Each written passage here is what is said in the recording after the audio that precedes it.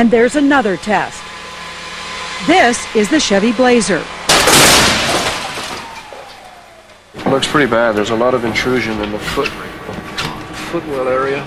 The footrest has been driven back 13 inches.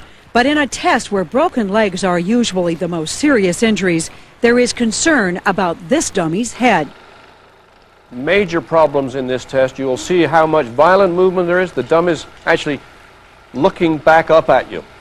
Remember, you're watching this car at 40 miles an hour. The dummy goes into the airbag, comes back, hits that window frame so hard there's a dent left. That is all happening because the structure around the dummy is collapsing.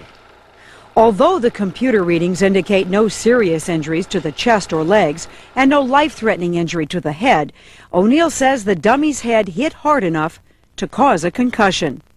We have not seen bad head injury results like this vehicle in any of the other vehicles. If you have never seen this before on another car or four-wheel drive vehicle, is it possible that it's just a fluke? It's never a fluke in a crash test when a dummy records high measurements. The structural collapse of this vehicle will happen over and over again. It's a function of the design.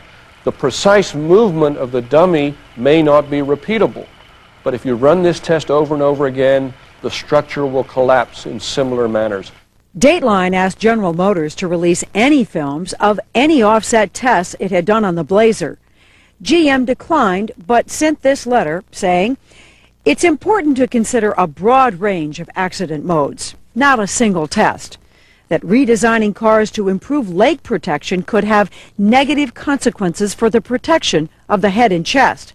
And that even in this test, the injury readings were all within the allowable government standards." GM also criticized the Insurance Institute for its, quote, stage crashes. And it criticized Dateline for helping the Institute to select, quote, the best camera angles to achieve a dramatic pictorial effect. In fact, before Dateline was invited to watch the tests, the Institute had already established its test procedure, including the number of cameras, their position, and what they would shoot. Only then did we set up our own cameras. The Institute invited not only Dateline, but manufacturers to observe, and met with them about test procedures and the results. These four-wheel drives, as poor.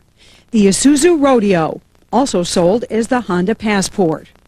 And the Chevy Blazer, also sold as the GMC Jimmy and the Oldsmobile Bravada.